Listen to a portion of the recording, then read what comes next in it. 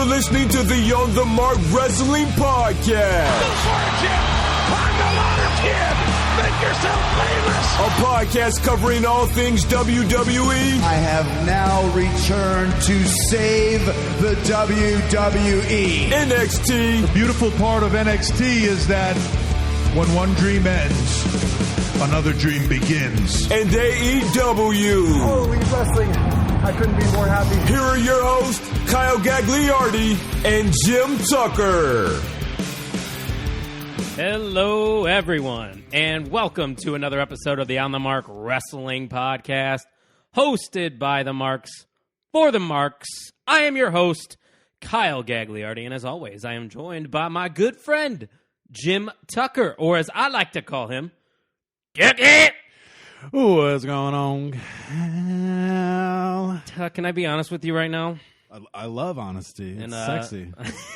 I know a lot of people listening probably don't want to hear this. I just ate a whole small, deep dish Lou Malnati's pizza. We got a Lou Malnati's out here in the region, if you don't know what that is. Deep dish pizza.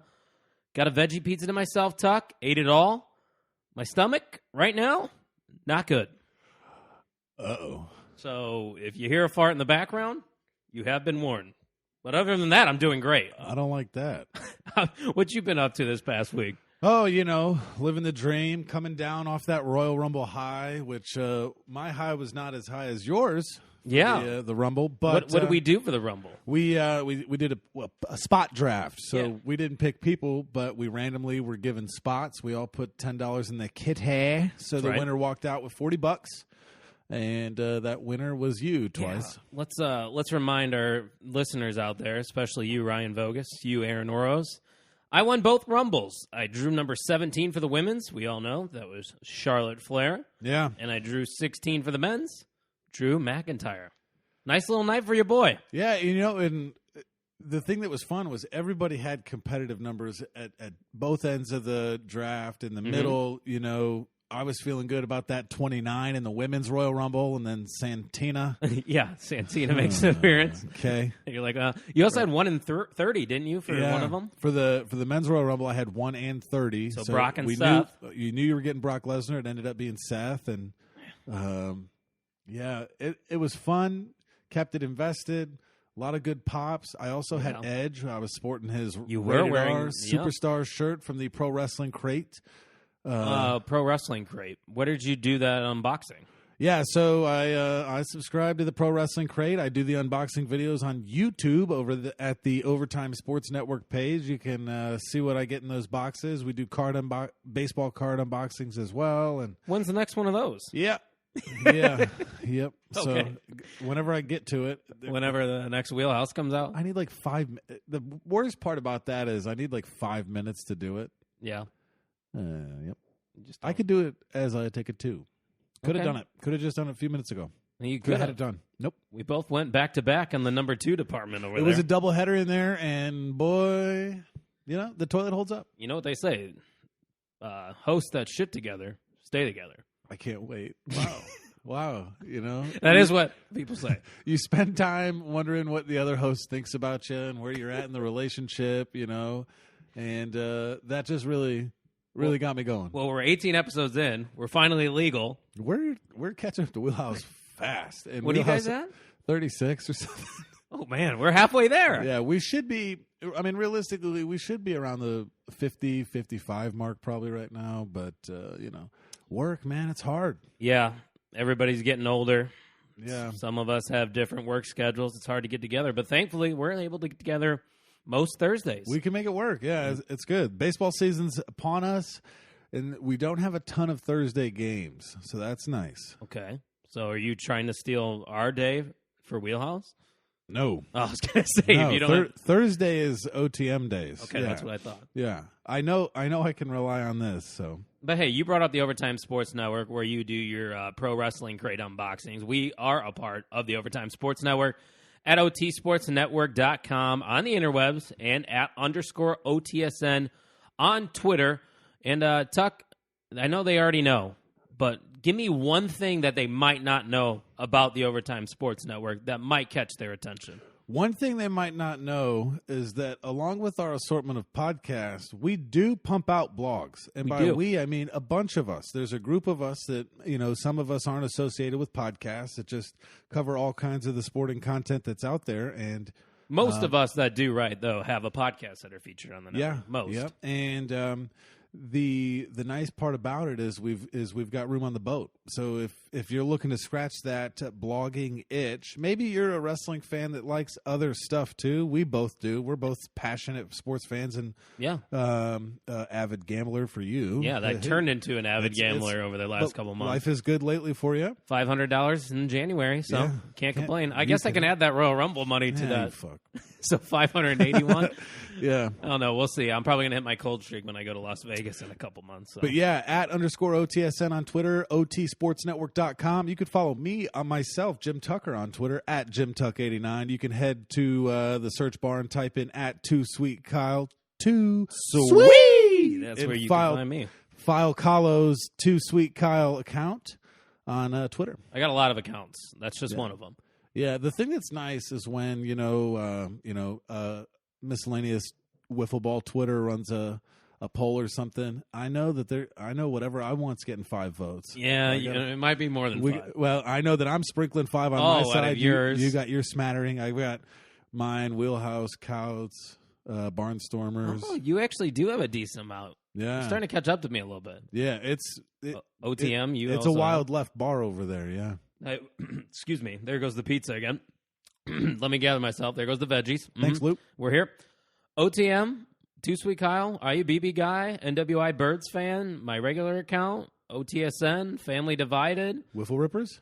Yeah, they're dead. Dead. Yeah, and the Rippers are dead. But More dead, Wheelhouse or Wiffle Rippers?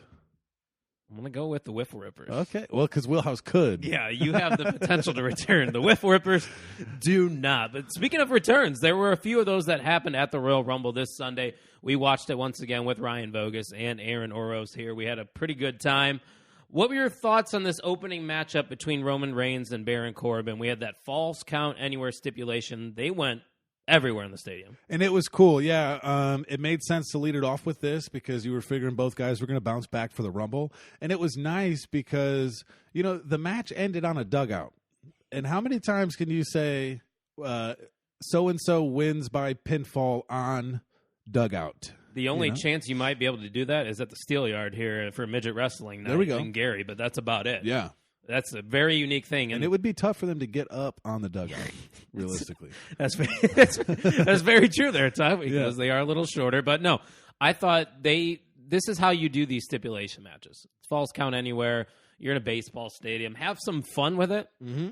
They accomplished that. Right guy got the win, I should say? I would agree, yeah. I think Roman needs it. It's time to start building him. You don't have to thrust him into the main title picture, but he can also be on standby, But SmackDown needs guys. Where do you go from here, though, with Roman Reigns and Baron Corbin? Is this it? I hope so. Because then after that, now we got to start establishing, are you going to continue the whole Daniel Bryan Fiend thing? Don't know. You got a tag division that seems to be focused around the New Day, John Morrison, and The Miz right now. I mean, maybe a Sheamus feud for Roman Reigns, but that's something we've seen before. So yeah, it's like, where do you go from here? But I do think Roman Reigns was the right choice. I agree. We both predicted that in our Royal Rumble predictions, which I got last in, right? Yeah, you definitely came in. You came in last place, and you made the most money. So that's how that sometimes goes. How the cookie crumbles. And I know I owe you a drink, but I already paid Aaron's drink, and I'm putting quotes over that. We went to Dairy Queen the other night. Oh, nice. Got him a Blizzard. I figured, there you go. Blizzards are like $4. Those things aren't cheap. No, that's an investment. So yeah, a Blizzard counts. Equals a drink. So if you want a Blizzard one day, okay, I'll get you a Blizzard. Or that might be an option. 2 for $5 at Wendy's. You ever explored that deal? It's not bad. It's not a bad deal. Chick-fil-A 500,000 retweets, and they're gonna introduce a 4 for $4. Really? Yeah, I'm not going to kill myself over it. The line's already long enough. That's true. I went there the other day. My order, if anybody cares, spicy chicken sandwich. Yep. 8 nuggets with it. No sides. I do sides. I go large waffle. Waffle fries are good. Do you dip them in the Chick-fil-A sauce? I don't. You don't? I go straight up. Have you? I have not. Life-changing. Okay. And also, if you get the nuggets, and if you like a little bit of heat, ask for the buffalo sauce. Take your nuggets, put them in a bowl, shake them up with the buffalo. Ooh. It's like having buffalo wings, man. There you go. I'm an innovator over here. And that was Alyssa's a lucky one. I'll tell you that. Yes, she is. Because you hack it. A lot of Gagliarda hacks. Yeah, a lot of times I come over here, I walk out with a tidbit or two. Well, there's your tidbit of the day. Yeah, I respect tidbit it. of useless information. Actually, it's not that useless. No, it's useful, bro. Yeah, you might be able to use that one for sure. But that's enough talking chicken. Let's talk about the Women's Royal Rumble matchup. We got to see a lot of NXT talent. Yeah. I think we both kind of expected that, wouldn't you say? Yeah, going into it, from the men's side, I think we expected a few, the smaller amount of surprises or random people. But with that women's division, Right. It's kind of wide open. I'll tell you what. It was good placement of the match. I don't want to see them back. I don't want to see the Rumbles back to back. Yeah, we were saying that when we were here. We're like, one of these has to be, if not the first, the second thing, and that's what will happen here. Yeah, and some good spots. Beth Phoenix looked strong. And how about that gash? the Crimson Helmet. I mean, I'm telling you what. She was in there over 20 minutes too. Made it to the Final Four. About a half hour with that gash, and it wasn't like one of those returns where it's like a feel good moment or if it's a funny moment with Santina. Beth was in it to win it. They made her look strong. If she got a program out of it, I wouldn't be surprised. Well, that did happen last year. If you remember, she was in that tag team title match with Natalia. They brought that back for a little bit. I don't think you can do that again. Yeah. I mean, that's just doing something that's already been done that might get stale. But I was watching that. I'm like, Beth Phoenix might be able to still have a little part-time career here. No, I would take her over Natalia. I'd take her over a lot of people. There's a handful Tamina. you could come up with. Yeah. Like, I mean, come on. There's a spot. Dana Brooke. And they apparently, what happened to the Iconics? That's a great question. I've seen it on Twitter. There's no reason either. They dropped the titles to the Kabuki Warriors. Which I don't know that they should have had anyways. Right. But still, the Iconics are a very entertaining duo out there. They are. It's the women's tag division. You got Asuka just hanging around the singles title scene. Yeah. They could use the Iconics. Fire and Desire. There's women tag teams out there. And they can't make the top 30. No. Santina Marella. You didn't like seeing Santina out there? No, I'm more jaded because that was my drawing number. Put them in at 7. And it was very weird that Santina came in at 29 because usually like 29 is an important spot. Yeah. And we had a joke at the end of the Rumble. Mm-hmm. I mean, it makes sense a little bit, but, there was a lot of talent out there, basically what you're saying, that could have been used there. I like to see Naomi back. It's been some time since we saw Naomi. She looked pretty good out there. She did. She had a spot outside the ring, being creative. Booked her fairly strong in return. What do you think about that hair? Swipe left or swipe right? The bad one is swiping left. Correct. Yeah, I swipe left on it. Yeah, that's a homage. It's just not my look. Yeah, but she looked great. It didn't look like as a wrestler, she she looked great. Yeah, she was tight. She needs to get into some kind of program here soon, and I'm sure they'll figure out something for her because she's a former champion. Right. But another female in that Rumble I need to talk about here real quick, Tucky. Bianca Belair, coming in at number 2. Yeah. I believe she eliminated over 10 people in this match. I thought it was 8. Oh, maybe I'm thinking of Brock Lesnar. It was a record. But it was a lot, and she did set the women's record, correct? And comes out of the Rumble with a strong booking on the NXT side, too. She looked like a boss. She was probably the top NXT star of the night. Yeah. And speaking of boss, Sasha? Not cleared. That's what I heard. All right. So that makes more sense. Better. We were asking that here. We were like, how is Sasha Banks right. not? There's got to be something up, yeah. Because when it got down to 29 and 30, we were like, well, there's Shayna left and there's Sasha Banks. And we got Santina. We're setting a record for Santina mentions on this podcast. Yes. I swear it was the last one. But at the end of this Rumble, it came down to Charlotte and Shayna Baszler. Shayna coming in at number 30. I know when I saw that, I'm thinking, okay, here's your winner, Shayna Baszler. Yep, I agree. I picked her. I think we both picked her to win. Yeah. Mm-hmm. Aaron had Ronda Rousey, who we did not see. We did not see, yeah. And I thought she was going to come in, and I thought it was her time. And she did have some good eliminations. Moment. She looked strong. Right. She didn't look like a punk, so. But, I mean, losing to Charlotte Flair, is that really that bad? Like, you come in at number 30. I know she's very hot right now. Shayna Baszler's been running roughshod through the NXT roster. Yeah. But, like, I saw a lot of people kind of overreacting. Like, Charlotte doesn't need this. Charlotte doesn't deserve it. Tell me why she doesn't deserve it. I can't. We spoke about Shayna Baszler's age and how if they're going to get her going, they need to get her going now. But I still think they can. Oh, yeah. There's still plenty of time. There's still plenty of other shows. I'm sure. I wouldn't be surprised if Shayna Baszler's main eventing SummerSlam this year. There's potential you could build to that, and maybe Ronda Rousey comes back. Who knows? But Charlotte ends up winning the Women's Royal Rumble. She's going to WrestleMania. And a lot of people are talking now, Tucky. They're like, do you go after Bayley? Do you go after Becky? Do that again? Yeah. And I'm starting to see other rumors going around. I don't know if you're picking up on what I'm putting down here. I am not within your rumor mill, and I can't wait to hear it. But with her not announcing this past episode, unlike Drew, quite the opposite. There. Love it. Yeah. It does leave some time to change the title too. Very true. Get it off of Bayley and put it on someone else. Please get it off of Bayley. I don't. We're not going to talk about that match, but that match was terrible with Lacey Evans. It was cheeks. It was bad. Both big old flabby butt cheeks. And I don't think it's because either one had a bad outing. I just don't think they mesh. I don't think it works. And sometimes that's what happens in wrestling. But and again on the card too.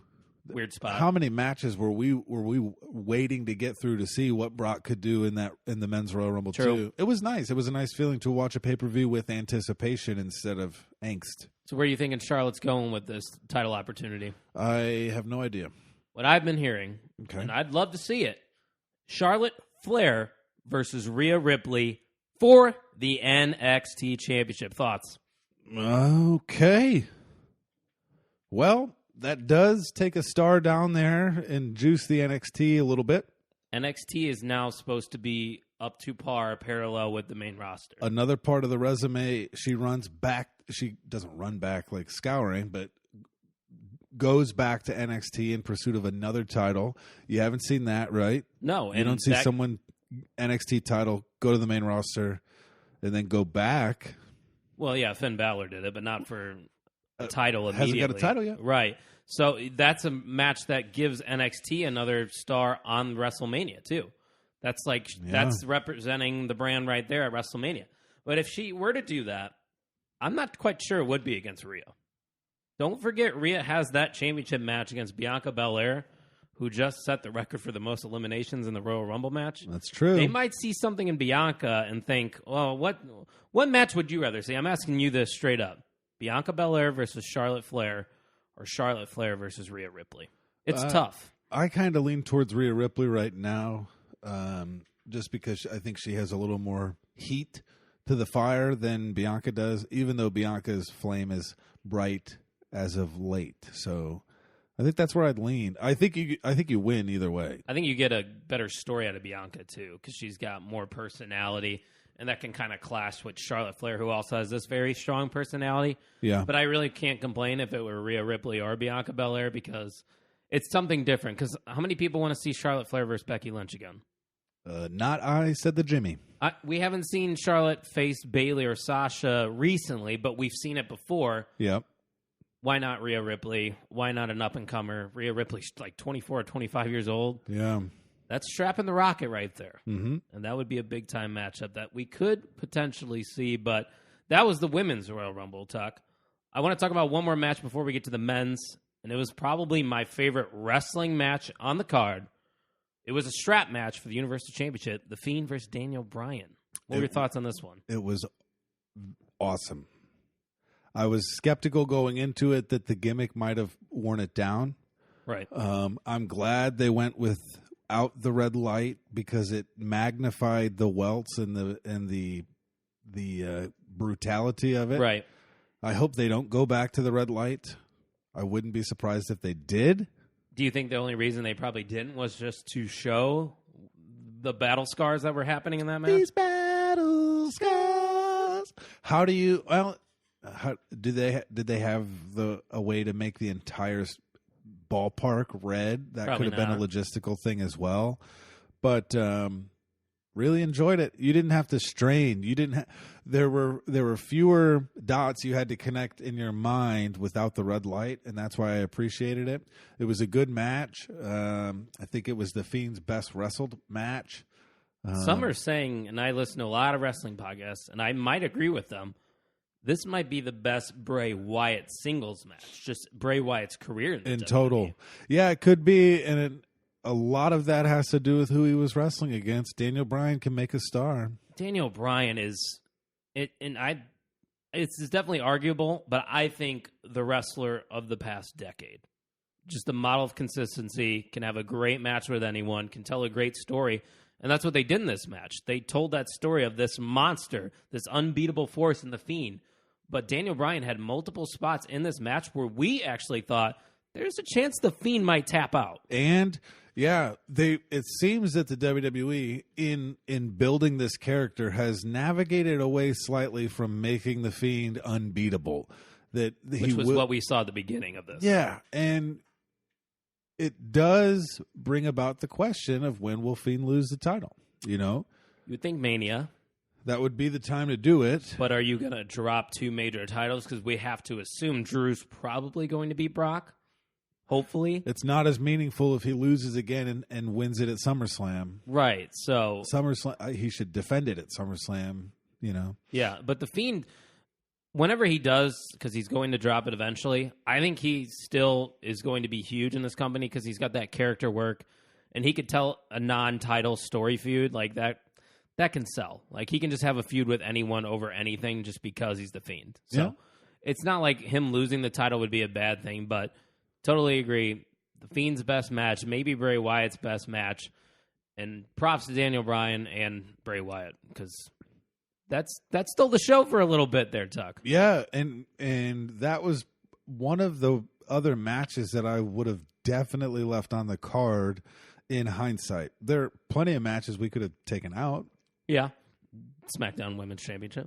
Don't need it. Don't need it. That might be the only one, though. Because if you think about it, the Raw Women's Championship wasn't bad. Becky and Asuka didn't put on a bad match. No, that was okay, yeah. It just wasn't anything that, like, oh, you're going to remember that one for years. It just was a standard good title match. But... a match I will remember is their main event, the Men's Royal Rumble. Yeah. A lot of criticism at the beginning. I'm looking at you, Mikey Wilson. Is that Mikey Wilson? Maybe it was the old Smoky Moonshine talking, but he wasn't happy with the beginning of this. Bray Wyatt-esque in assuming another personality when Mikey is under the moonshine. Maybe he is doing a little character work on Twitter. Yeah, and cold takes, I think. They were cold, Mikey. Those weren't good takes. He seemed a bit pouty on the Twitter sphere. And what we're referencing for those who aren't aware of Mikey did not think the booking of this Rumble was great because of how strong Brock Lesnar was booked for the front half of the Rumble. I'm assuming, and a lot of people were probably in the same boat as Mikey, they thought this was going to be the whole Rumble. Just Brock eliminating everyone, no one comes close. But this Rumble really had 2 sides to it. It was Brock Lesnar's dominance in the first half, going through all of that first half of the Rumble, and then you start to get guys like Drew McIntyre out there, Ricochet, who he had that history with on Monday Night Raw. Yeah. And that's where things got interesting because Ricochet, with the low blow, leads to Drew McIntyre hitting the Claymore on Brock Lesnar, eliminating him from the Royal Rumble. Yeah. We popped here, Tuck. We did, and it left a lot of superstars for that back half of the Rumble, which was a little bit different than the women's side. And we were talking down as we're looking at our picks and trying to project who's going to take away the money. There's 4 spots left, 5 spots left. We still haven't seen this guy, and I think the pacing of it was good. You breeze through the front half. You have those spots of anticipation. It cut out the 10, 11 people in the ring beating, you had your focus, and then you spun some circles on the back half. I really liked it. And let's be honest, the first probably 14 people that came out in the Men's Royal Rumble, they didn't have a chance at winning this thing. So feeding them to Brock Lesnar is not going to hurt them. No. Whatsoever. I mean, even John Morrison coming out there, he got eliminated in like 15 seconds. John Morrison's going to be fine. I'm just looking up and down this list. Eric Rowan, who gives a shit? Right. See ya. Goodbye. Kofi Kingston and Rey Mysterio had a nice little spot when Big E came, too, because you have that history with Kofi and Rey. That was another nice touch we forgot about in the first half. Yeah. And, when you have that kind of stuff and it's storytelling that goes a long way, it made for a very entertaining first half. And then also in that first half, we got to see the return of MVP. Right. We found out he was just doing that for his son because he lives in Houston, so Pretty he just wanted to make an appearance. So good for MVP. We saw Keith Lee We weren't sure if we were going to see him because he won the North American title just a couple days before. Saw Matt Riddle, who we heard got into a little argument with Brock Lesnar. Yeah. Did you hear any more details on that or no? No. Yeah, I didn't look into it, but Matt Riddle, known to ruffle some feathers backstage for sure. And then the big one, the Mac Daddy of them all, the Rated R superstar Edge returned. You think you know me? Oh, my God. You know how many times I watched that? Well, and for me, it was kind of funny because I watched Edge. I knew Edge. And as soon as that first part hit, it like... I saw you stand up. It took me back like, oh, I'm a kid again, you know? Yeah. Because he retired in 2011. So I literally started watching wrestling because I never really watched in like in the 90s or the early 2000s in the Attitude Era. I literally caught the back end last few matches of Edge. So I didn't really get to see him in his prime. So the fact that he's back in WWE, and we know for sure because he's got a 3-year, $3 million per year deal. Yeah, what a gig. I'd come back for that. Yeah, and they're talking he's got to make about 25 appearances a year. Not matches. They're talking 4 matches at least a year.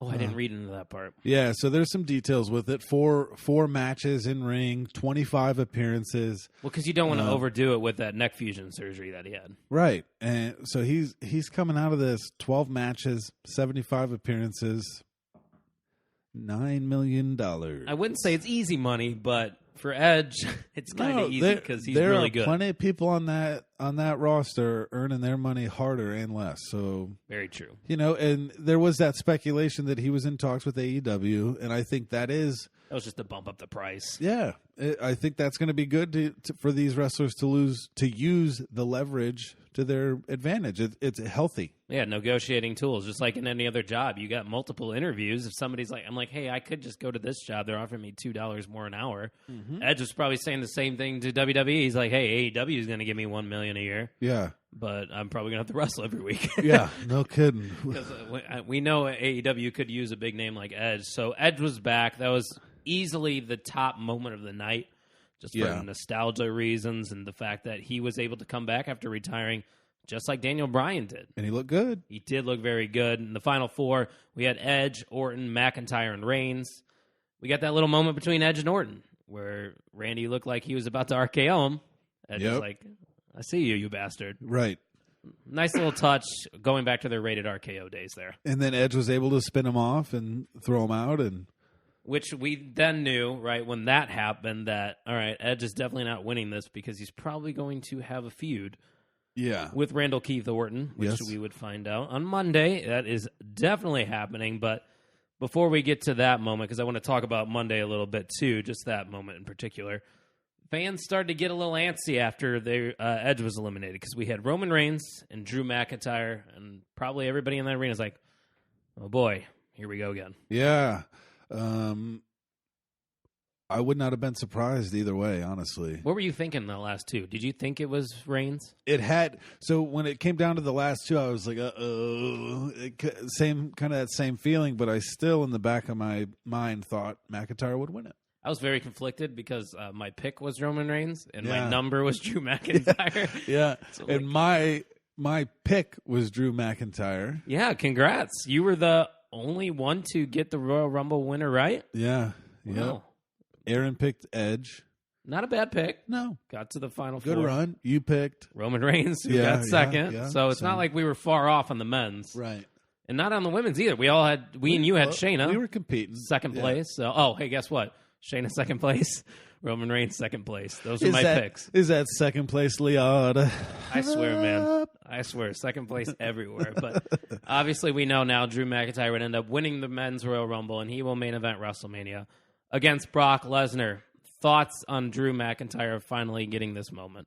I love it. That's it. That's all you got? I don't know what else to say. Looking forward to that match with Brock Lesnar? I am. Drew I know McIntyre you always say that you like how Brock Lesnar matches up with the little guys. Yeah, so that is my concern, but Drew's a good worker, so. And Brock sold that Claymore really well. Well, and the other thing too that I really enjoyed about the Rumble was getting to know the character of Brock Lesnar a little bit more in the downtime. Yeah. His reactions to who came up, his interaction with Shelton Benjamin, a little thing like that. Yeah. Him when saying Keith "big Lee. boy" when Keith. I mean, big boy. And it made him look, because Paul Heyman does such a good job with his part of it that Brock Lesnar can kind of seem stale or flat. So to have him in the Rumble and kind of building some character, I look forward to it. To me, he was the MVP of the Rumble. And he got after it, too. We think of Brock as this intermittent, but he can go. He did look a little tired, though. Oh, yeah. You could see I after I was gassed watching a few eliminations. I mean, I think he had 13 of them. I think that's where the number was coming in when I said Bianca had 13. Yeah, I think Brock had 13. Still an incredible performance for Brock Lesnar. You got to give him credit there for sure. But I wanted to talk a little bit about what's going on with Edge and Randy Orton. If you didn't watch Monday Night Raw, you're about to get a spoiler, but you've probably already seen it because you're probably listening to this on Friday. Yes, most likely. We saw Randy Orton, I guess you would say, turn on Edge, his former buddy. Mm-hmm. What were your thoughts on that segment? Bringing in the Edgecution, I think that's what he used to call that move when Edge had it, where you take two chairs and smash the head in front of it. From a storytelling standpoint, it's a compelling. It's not quite as appealing as Sheamus and the Shorty G angle that we got. Yeah, that was really really riveting. But I think it makes sense. Randy's a good worker, going to take care of him. That's a huge thing that I think people are forgetting about. They're like, oh my God, why are they already incorporating that neck into the story? Randy knows how to take care of people. He would be the one to do it. Yeah, and there's a lot of people complaining too. They're like, why won't you have Edge feud with a young guy? That's the exact reason why you don't. You give your first match back somebody you can trust, somebody you've worked with in the past, and you know their tendencies and what they're going to do, where you don't have to call out spots. You just know what that other person's going to do. And that crowd that definitely resonates with Edge also resonates with Randy Orton. So you put those two together at the beginning, and then you can send Edge another way deeper into the roster with a newer guy. I do think it makes a lot of sense. This also is going to give Edge some time off. You were just talking about his appearances. Yep. He's probably not going to show up on Raw for probably a month because you want to milk all that you can out of that neck injury that he probably has sustained from those actions that Randy did. So yeah, that's how you build a WrestleMania. And I got to give credit to Aaron here. He was talking about in past years, WrestleMania build felt last minute and they kind of rushed storylines. Mm-hmm. We're already starting to see these long-term storylines build, and that usually creates for excellent WrestleManias. I agree. They took the Rumble seriously and used the Rumble itself, to generate a number of different lines. So you're a teacher. Royal Rumble, give me a grade. I'm going to give a B. Okay. The stuff in between wasn't as riveting. Loved the strap match. Was good with the Roman Reigns Baron Corbin match. Yep. The 2-hour pre-show is kind of draining. I mean, we were doing our live video anyways. We kind of didn't pay attention to much of it. So I'm going to give it a B. I'm close to you. I'm going to give it a B+. Yeah. Only based on the moments we got in the men's Royal Rumble. Right. I think if we didn't get Edge coming back, I'd probably give it a B, B-. But they picked the right guy to win in Drew McIntyre. I think Charlotte's probably a wise decision for the women's because you know what you're going to get out of Charlotte Flair. Yep. Other than that, the only stinker I saw was the SmackDown Women's Championship. So right. For me, B+, very good pay-per-view. Good way to start off the road to WrestleMania, Tucky. I agree. They have a much firmer footing at this point now than they did a year ago. Absolutely. 100%. So we're on the road to WrestleMania. We're also on the road to NXT TakeOver Portland, which will be happening in a couple weeks, right? Yeah, the 16th? 16th? That's a Sunday. Would they do it on a Sunday? Yeah, no, it would be a Saturday. 15th, 22nd? I feel like we should know this off the top of my head. Tucky, look it up for me. Why? Thank you. So the first match on NXT this week from January 29th, 20, I was about to say 2019. It's 2020. Yep. We're here in 2020. We're living life. But Finn Balor would face one half of Mustache Mountain, Trent Seven. You got the date? February 16th. February 16th. 2020. Wait, that's a Sunday. They're doing it on a Sunday. Yep. Sunday, February 16th, Moda Center at the Rose Quarter, Portland, Oregon. I think, and correct me if I'm wrong, people, this might be the very first NXT TakeOver on a Sunday. It's the only thing that weekend. I mean, other than the XFL, probably. Hep. You gonna watch the XFL, Tuck? I'll tune in a little bit. I don't know. I got my team. Yeah, the St. Louis team, right? Battlehawks. Not Good name. not great odds right now. They're Worst odds. People are sleeping. So if I put $10 on them to win, I win $100. So There you go. might have to consider that one. I'm a gambling man, but here I'd be gambling on Finn Balor versus Trent Seven. First off, did you watch Worlds Collide on Saturday? I did not. You didn't. Nope. Good show. I was busy. Yeah. Wait, what were you doing this weekend other than lessons? Lessons. Saturday. My Saturday was crazy. Softball 8 to 9:30. Basketball game at 11. Baseball practice 2 to 4. Surprise party at 5:30. Basketball game at 8. So Jesus. 2 basketball games, 2 practices, and a surprise party with free booze. Oh, you are over 21, so that's allowed. But I could see how you missed Worlds Collide. Yeah. I ended up watching it Sunday morning after all that happened, but very good show. I recommend watching it if you do have time, Tuck. So these two did compete in separate matches on that show, so that's kind of where it tailed off into this because there was a backstage segment where they were protecting one another. It's a long story. You got to watch Worlds Collide, but in this matchup with Trent Seven and Finn Balor, Finn basically dominated most of this match, I would say. And then when we came back from commercial, that's when Trent Seven got a little bit of offense. It was starting to get a little entertaining, but it just wasn't enough right now. Finn Balor goes over. The Prince gets a win over Trent Seven. What were you thinking about this opener? Well, I didn't expect Trent Seven to win. It was nice to see Finn not face a jobber, someone that you knew. There's a little bit of backstory there. Yeah. Looked vulnerable in a few spots, but he, still came on strong. And when you're sending him in to take over, we don't know who is it Gargano? Yeah, and that's why I was going to say, I'm surprised Gargano wasn't involved at all here. Right. Yeah, that's my only question, but okay. Yeah, not a bad opener, but nothing to write home about for sure. After that, we would get Deonna Purrazzo facing off against Shotzi Blackheart. That's a name we have heard a lot of recently. Yes. She made an appearance in the Royal Rumble. You remember that? Oh, yeah. Yeah. She didn't come with her tank, though, this time. Right. What do you is think of that weird. tank? Okay, so Sammy Guevara was at the Royal Rumble in a tank, and it looked like Shotzi was driving the exact same one. That's what I thought of when I saw it. I thought of it right away, but Shotzi ended up putting on Twitter, I think like a year ago, she was riding that tank to the ring in some indie promotion. So it's obviously something she's done before. I don't know if it's interesting, but I tweeted it out at Too Sweet Kyle. Too sweet. There it is. I think some people must see something in Blackheart because we're getting a lot of her these past 7 days. Yes, our hearts are slowly turning black. Well, that was good. I don't know that we've asked for it, but I'm kind of still indifferent on her. My opinion on her is kind of like my opinion with AEW's Chris Statlander. Oh, I need yeah. to see a little more. Mm-hmm. It's a unique persona. They're not, the run-of-the-mill female talent. She gets I'd say it's a virtual squash match here against Purrazzo, who's been in the business for a while, been in the company for a while. And they spoke of her like she should have been a little bit stronger in this match. I expected it to go a little bit longer. Who, Deonna? Yeah.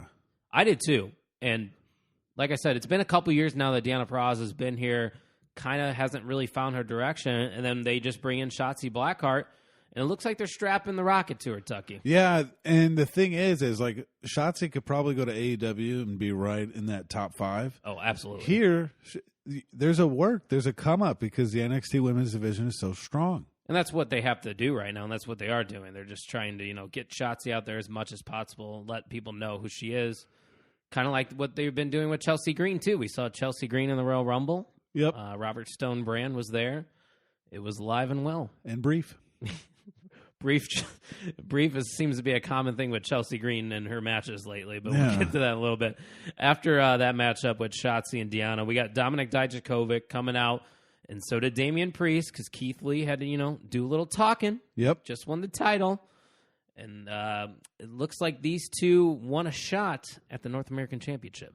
I'm glad that those two are going to get after it, and it's not a triple threat.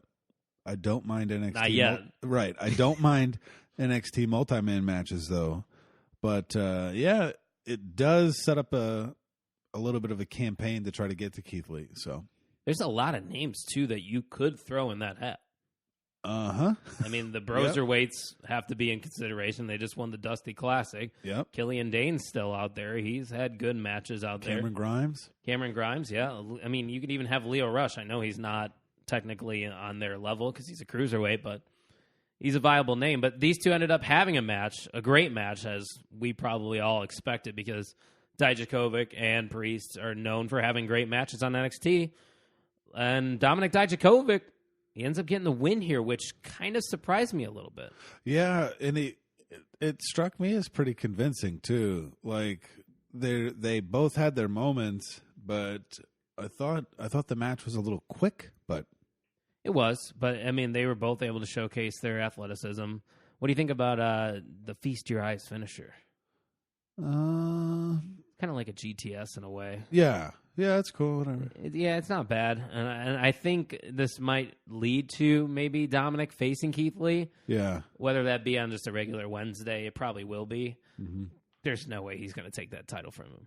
No, I mean, come on. No, the problem is, who do you have as a viable threat? There's a lot of good candidates. But who is the one where you'd fear taking it off of it? I would say Finn Balor, but he's occupied with Johnny Gargano. Right. And other than that, you're not going to have Roddy Strong go back after it. Yeah. Oh, I got a name, but I don't know if he's cleared.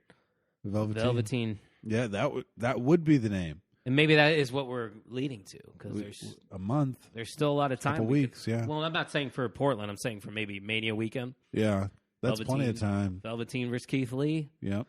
That'd be a pretty good matchup. But Dominik Dijakovic would get the win here. You got to expect that he's probably going to get a title opportunity in the near future.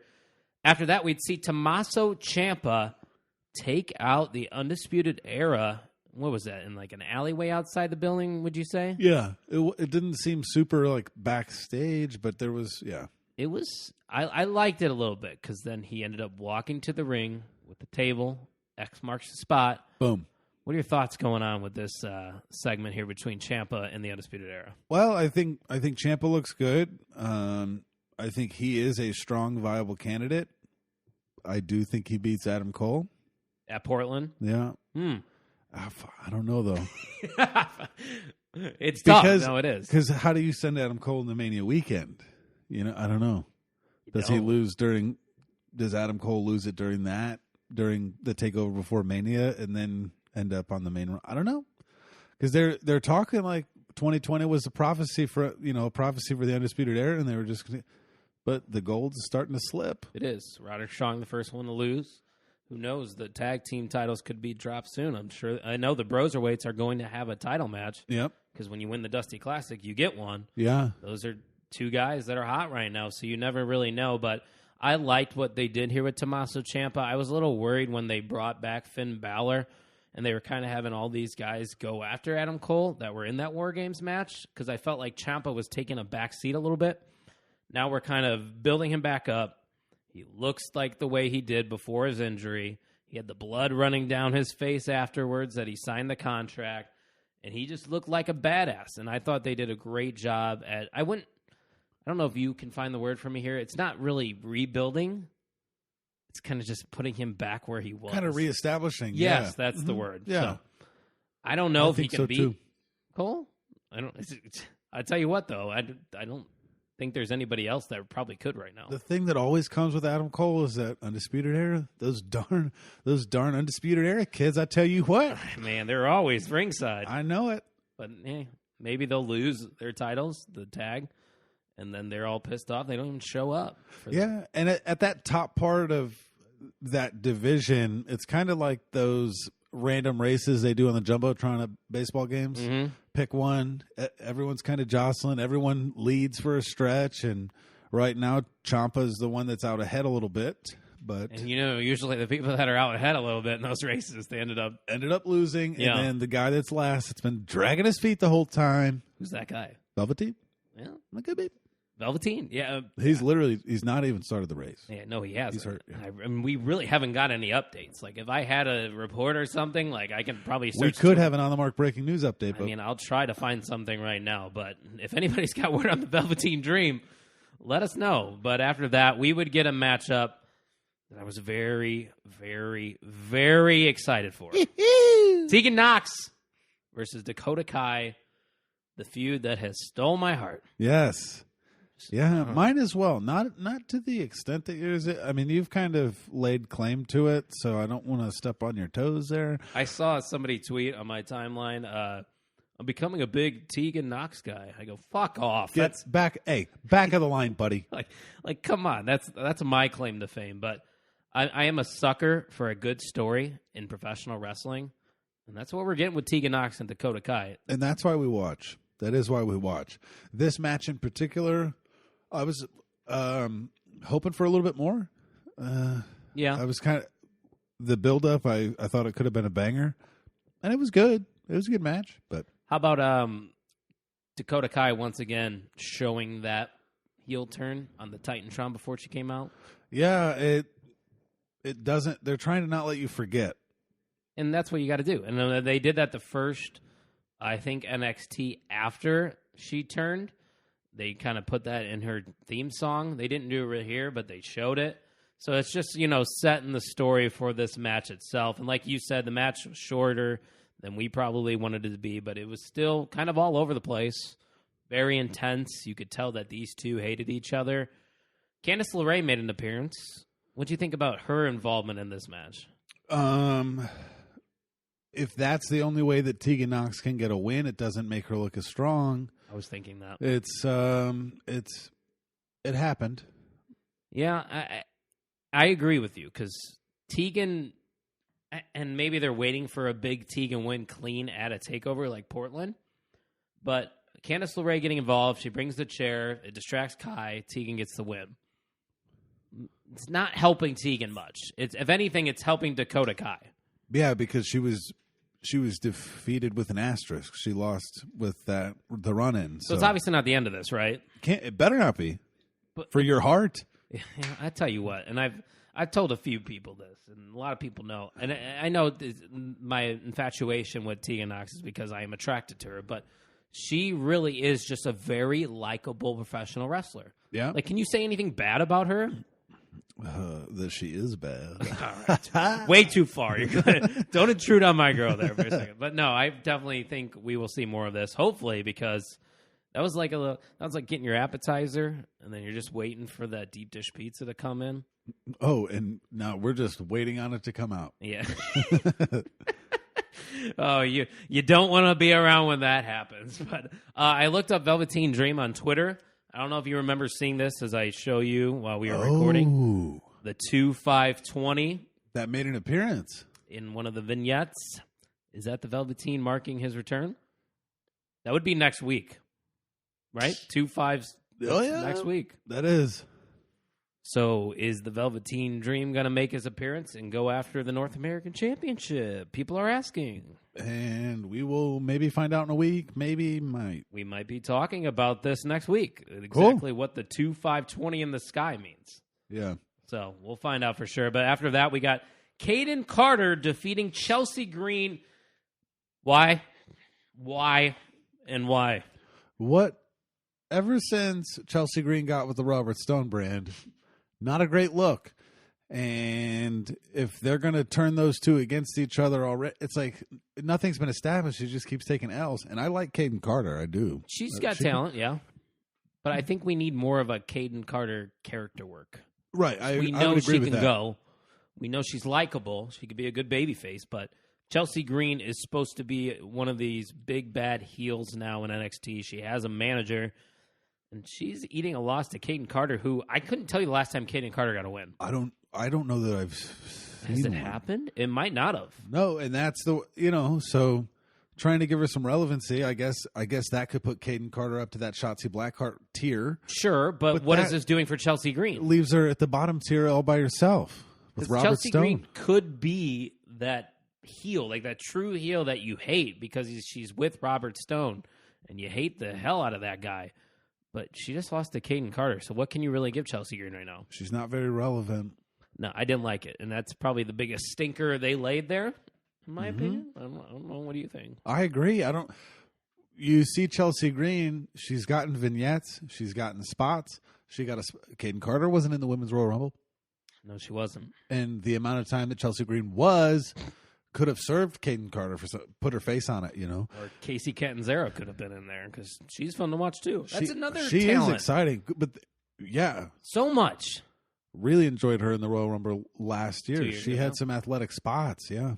And they did a little thing on their WWE PC YouTube. Check it out if you haven't. Casey Catanzaro kind of talking about, she literally was just thinking, is this the right move for me in my professional career? She contemplated retiring from professional wrestling. Yeah, that was the thought. She came back. Glad she did. That's another name you got to throw in the hat. Like Shotzi Blackheart, Deonna Purrazzo, Chelsea Green, Kaden Carter, Isaiah Lee, who was in the Royal Rumble again. Mia Yim? Do we have to talk about Mia Yim? We don't have to. Okay, cool. Then we can move on. And that's Mia Yim talk. Yes, it is. The main event of NXT, the Dusty Rhodes Classic Final, Grizzled Young Veterans versus the Broserweights. Yeah. What did you think about the finals here? Awesome. Yeah. It was a great main event for TV, especially. Kind of what you're starting to hang your hat on an NXT perspective. Give or take whatever happens in the first 90 minutes, you can rest assured that the last match is going to be a good one. And we got one. And like you put on your notes, Dusty would be proud. Yeah, and this is exactly why they started this, because they know Dusty Rhodes appreciated good tag team wrestling, and that's exactly what we got. The unlikely pairing, which I shouldn't say it's unlikely because this seems to be a common trend with the Dusty Classic. Yeah. Throw two single stars together, they become Dusty Classic champions. You got Pete Dunne and Matt Riddle. You got Finn Balor and Samoa Joe, Ricochet and Aleister Black. Yeah. I'm not hating on it because after this, you could maybe do a short title run with the Broserweights or split the two. And it keeps them occupied with a strap and out of some of those bigger pictures. And I think you can also have Pete Dunne eventually turn. Yep. He would have to be the one to turn. And they do have the dynamic, the outgoing Matt Riddle, the worker Pete Dunne who just wants to show up and get after it. And I think over time you could see this Pete Dunne kind of loosen up a little bit, become a little bit more outgoing, and then Annoyed. you made me this person that I'm not, and I'm finding myself and. That's long-term storytelling. I can't Tori even get the word Stelling, out. what a... Tori Stelling would be a nice little wrestling name for Tori Spelling. There you go. Well, we're just putting two and two together here. But do you think that was the right choice? Broserweight's winning? Yep. I'd have to say. Grizzled Young Veterans. Good tag team. Probably, we don't watch UK, but they probably are a very formidable team there. Yeah. It's going to do them well just being in the finals, getting on TV. They'll get over in the UK, I'm sure. But the Broserweights win the Dusty Classic, and that is how they concluded NXT this week. They finished at 9 o'clock. Did you notice that? Oh, yeah. Hard 9. I was a straight 2 hours. I watched it late, so I didn't get it. But Did you watch the two together? Nope. No. Nope. Bits and pieces. Have you been doing it differently now? Because I know you used to. Well, when I can, I still actually prefer to watch them together and see where my attention goes to help me vote. But that makes sense. I watched both shows independent of each other the last 2 weeks. What I've been doing, and I used to go NXT live, AEW right after that night. I don't want to stay up till 11 o'clock to watch wrestling talk. It's a grind. Getting through a Raw is tough It for the is. 3 hours. And when you try to tack on another hour. Yeah, so what I do is every Thursday night when I get off of work, I watch AEW. So I literally practically watch AEW right before we record. So that is what is the freshest right now in my mind. Yeah, from a review favor Just want to get that out there. Yeah. I'm also wearing an AEW shirt right now. You are. So we'll see what I think about this week's show. Once again, if you are listening to the AEW parts of our show, maybe you're just only listening to it, or you tune out at this point, let us know. Yeah. We want to know if there's interest in AEW because, we will still watch it. We will still talk about it if you guys enjoy it. Yep. So at Pot on the Mark, let us know or shoot us a text because I'm sure all 20 of you that are listening right now probably have our phone numbers. Come on now. Come on now and let us know. AEW Dynamite this week, January 29th. Jon Moxley and the Inner Circle would open up Dynamite. Moxley was getting great crowd support from his home state in Ohio. He did the OH. I-O. Good job, Tucky. I'm glad you're paying attention. Hip. Delivered a very fiery promo. I really liked it. It seemed like Moxley was very happy. And I know that's weird to say because Moxley's not usually a happy guy. Yeah. But he seemed really into this promo. Of course, you're not going to have a Moxley promo without the Inner Circle, though. Right. And this was a long boy.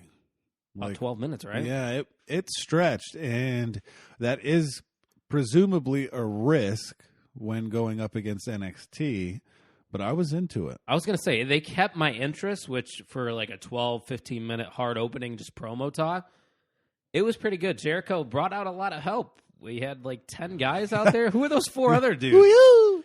Yeah. Who do you? And then Jericho's like, what does hootie who mean? What?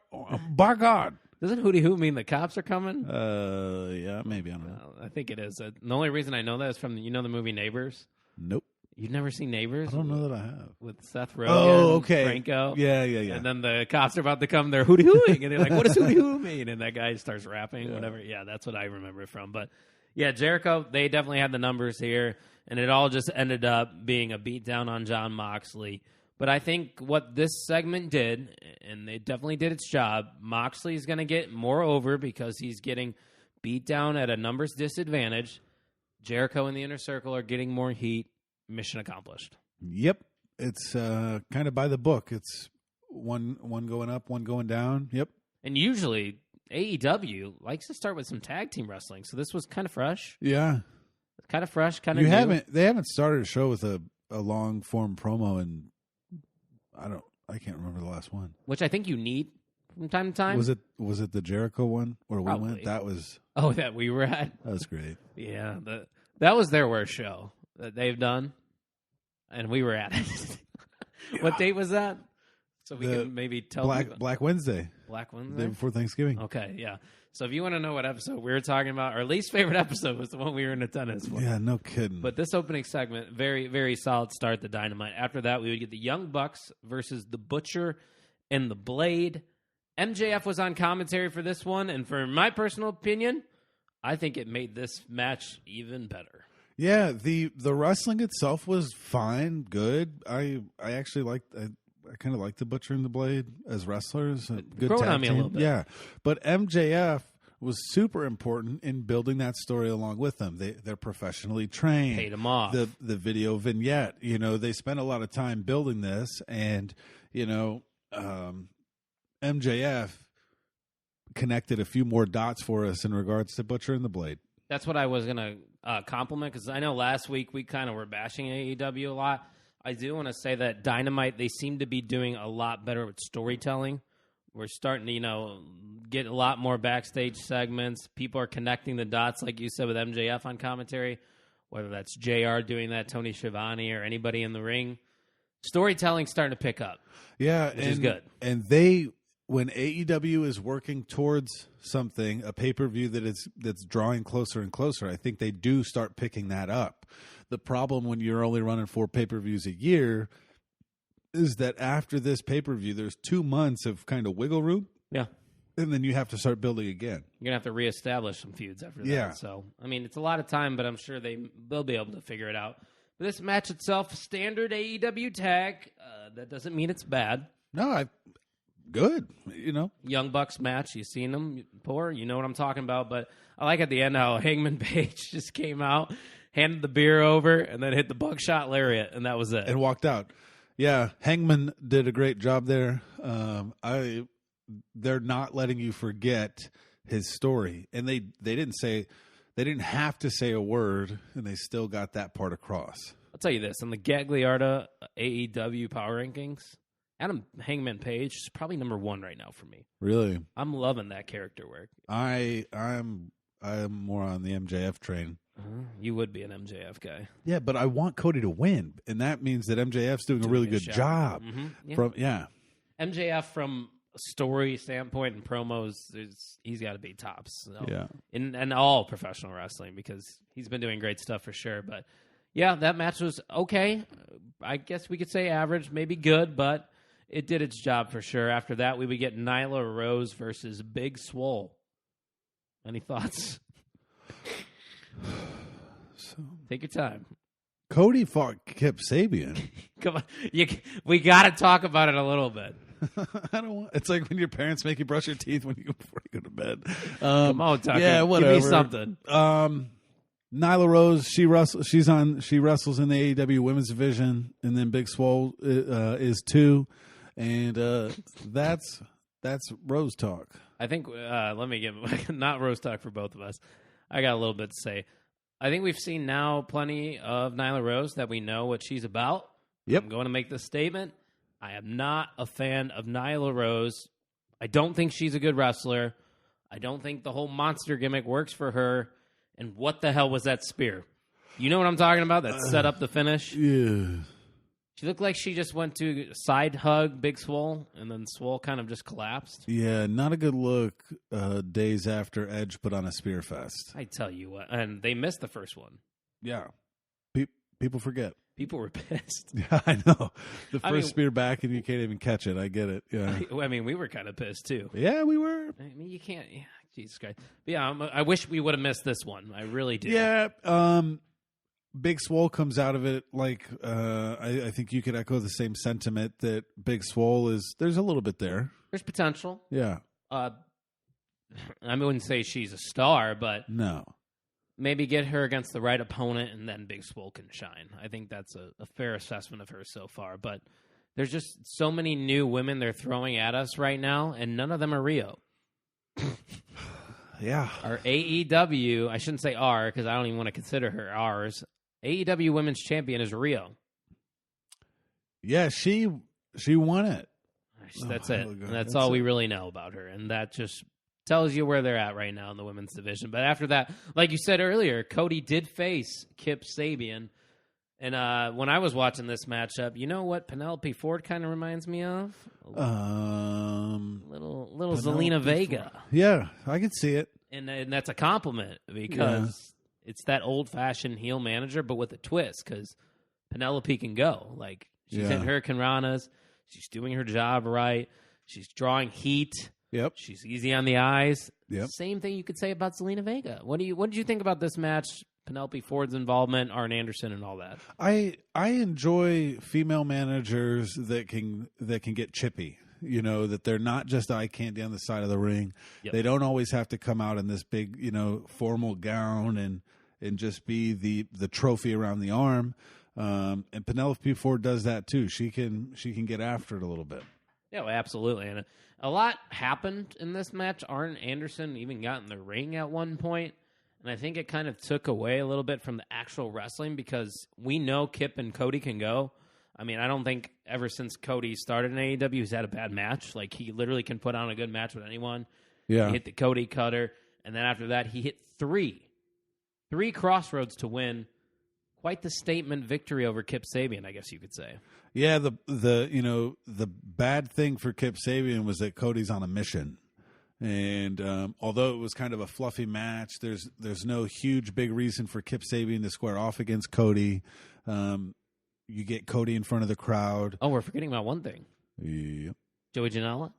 What about him? You don't remember? He was in the crowd, and he interrupted the kiss between them. Yeah. I was hating on Joey last week. That was a really funny moment. Okay, the stock in the bad boy is up. No, it's still where it's at. That's just the first positive I'm going to say about Joey Janela. That was hilarious. Yeah, you're right. I forgot about just that. Putting him in there, and then they both kissed Joey Janela. So that's obviously still going, and Cody gets a much-needed win on his road to his match with Wardlow in a steel cage match, and then, of course, MJF. Revolution. Not bad. 10 Lashes next week, too. Oh, that's next week? Yeah. Ooh. I think it's Lashes next week, cage match after. And then we still got weeks till Revolution after that. Yeah, that would be 5/12. We still got 2 more weeks, I believe, right? Oh, yeah. So they might. It's the 29th, they might isn't put it? that the week before. You run a risk doing a steel cage match the week before you're supposed that. But, it'd be like that. AEW's got to take risks. And that they're definitely taking them, which is a compliment to them for sure. Yes. Also for February 29th, confirmed we will be doing some drinking activities in Chicago. We got a place to stop at. Hi, David. Hi, Dave Kepshire. You're not listening. After that, we would get Britt Baker coming out to the stage, looking very nice. She was all dressed up. Yes. I'll tell you what, Tucky. Also on my AEW top 5. Britt Baker coming in at number 2. I'll tell you what, these last few weeks, she has been absolutely perfect on the microphone. Who, if she's 2, who's 1? I just said it. Hangman.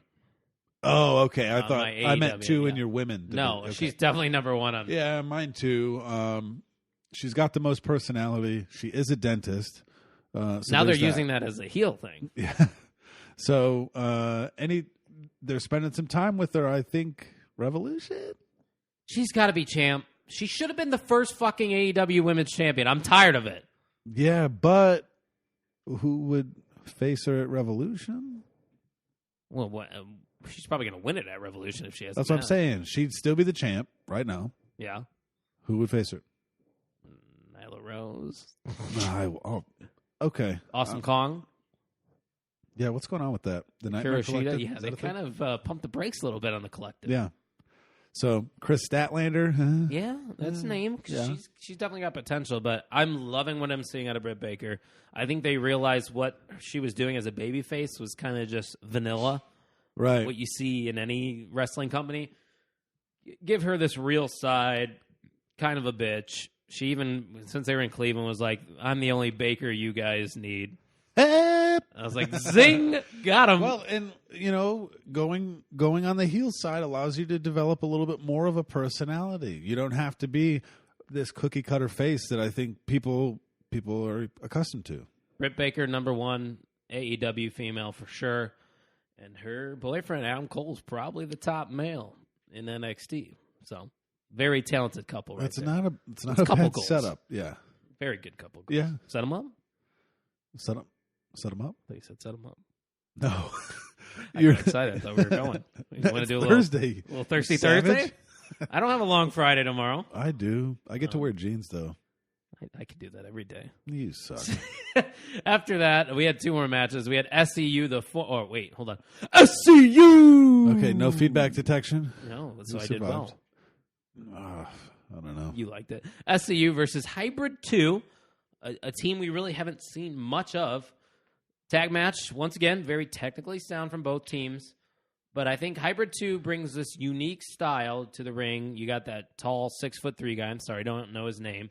He provides something different. But AEW really hasn't given me a reason to think that Hybrid 2 can win a match, if you know what I'm saying. There's not a lot of credibility with them. And as strong as the tag team division is, they need to start finding their footing.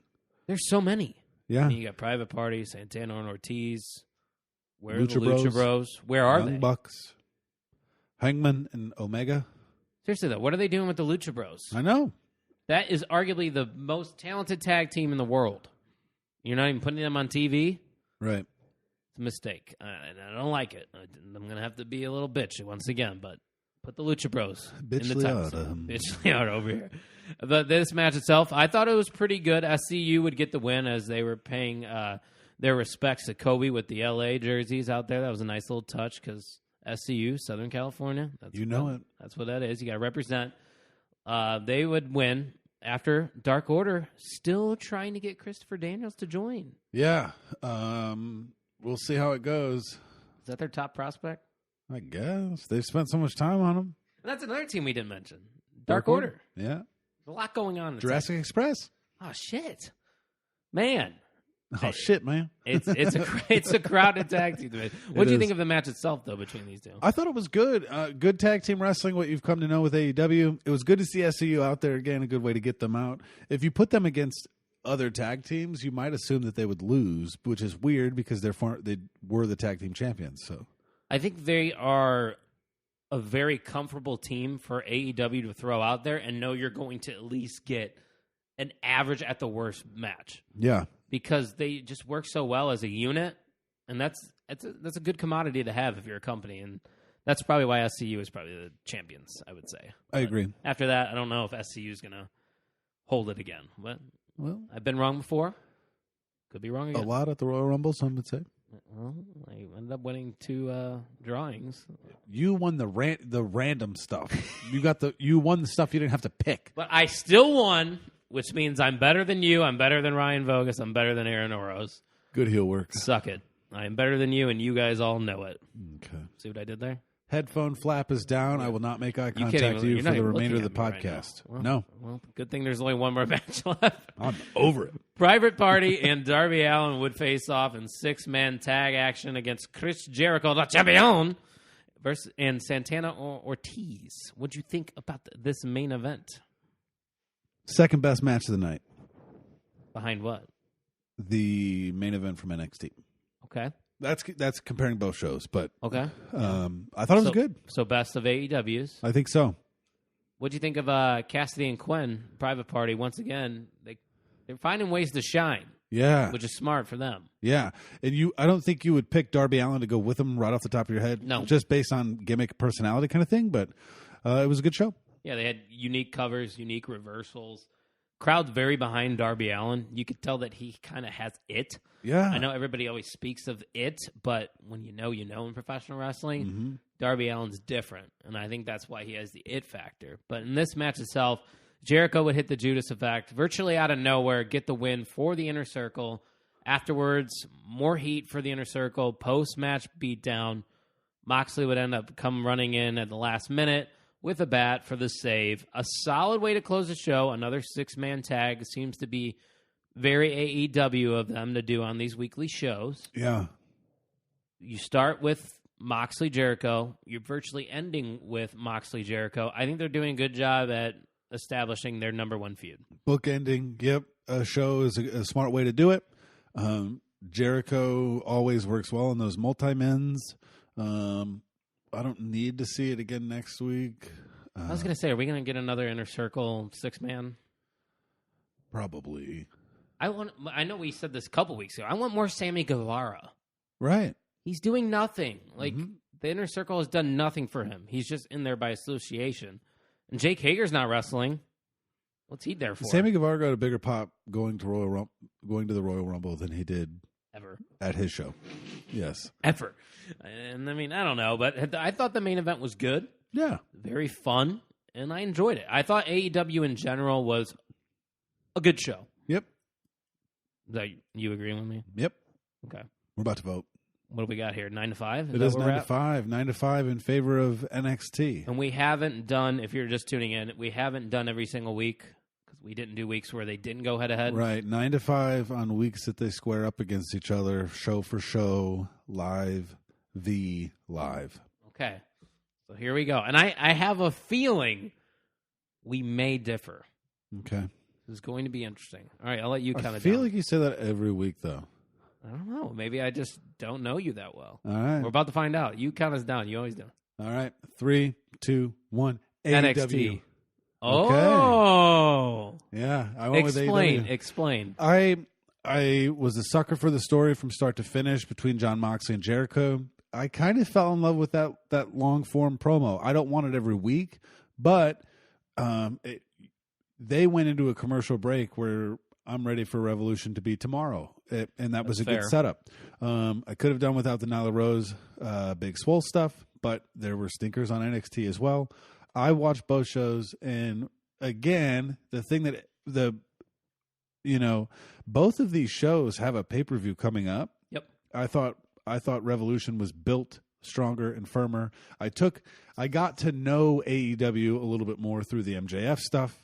So I think I put more info down on my notebook in regards to AEW, which I haven't done a lot in the past weeks because you're seeing a lot of the same. So that's my story, and I'm sticking to it. Let me say my reasoning for NXT. Okay. I think they had the better wrestling matches with the Broserweight match. Yeah.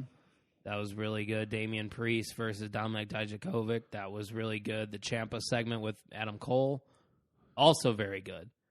They had more stinkers on NXT, I would say. Yeah. And your point about AEW building better towards their next show is true. Yeah, but with that being said, I want to change my pick. Oh. This is the very first time in this show's history where you're convincing your logic is changing my mind. Because we split one other week, and I flipped mine. Yes, because I think I was able to convince you. But this is the first time that you've been able to convince me to change. This was the closest I ever came to deciding between the two. Yeah. I think this probably was my toughest week as well. And it's been nice this week to have to kind of pick. We were there early on where it was good, easy. I think there were good discussions early on. But NXT always had a little bit more of the edge. But we're 9-6. AEW is building a little more steam, and they're prepping for a show that's 2 weeks after. Yeah. And I think they've built a little bit stronger. Now we go into next week. I do want to say I think NXT did have the better wrestling in ring. All right. Well, and there's something to be said because they have a performance center at their disposal. Also and that's true. That's one of those tough things. Like Dustin at AEW, Cody, those guys don't need to work week to week. No. They've got it. Jericho doesn't need to strap, but there are some people that need to get into a ring, and I think that's why they're they do let them go run the indies on the weekends and things like that because it does help their product as well. Mm-hmm. But I do think that's something that NXT has at their disposal that you can always rely on, that consistent amount of work. Also, a fair point, Tucky, and I never thought you would convince me, but you did. I'm going with AEW this week. Here we go. By a hair. If we were doing a poll, it'd be like 51% to 49. Like, that's how close. I agree. It was and both shows very good. Nothing was great. And are we ever going to get a bad show between the two, other than the one we were at? No, because both of them are so different from the main roster. But I'll tell you what, Raw's been doing pretty well for me. I've enjoyed the Raws lately too. Even SmackDown's kind of been fun. They're not bad. They're kind of fun though, Tuck. Right. I agree. But they kind of do recycle a lot. Yeah, you see a lot of things the same I just think Raw's got a few more stars to work with. I don't know how the draft kind of bungled it up so much, but I guess we'll see, huh? I guess we shall see. And that was this week in professional wrestling for the OTM. Yeah, an hour and 15 flew by. Not bad. Yeah, no, not bad. I thought we were shorter. Don't knock over the mic, no. No. So, any last thoughts before I send it out to see? Right now, we don't really know much for next week in terms of matches or anything. So, next week could be a stinker. I don't know. I'm trying not to be negative, but I guess we'll see what happens. Royal Rumble was a nice pay-per-view, and it got me really excited. And like you said, AEW's building to the Revolution got me a little bit more excited because we would be attending it. So overall, I'm pretty excited for professional wrestling. It's a good day to be a fan, no doubt. Make sure you go to otsportsnetwork.com @_OTSN on Twitter. Follow us at Pod on the Mark on Twitter. You can follow myself at JimTuck89, and you can head over and follow Kyle on Twitter at TooSweetKyle. Too sweet. Thank you for listening to the On the Mark Wrestling Podcast.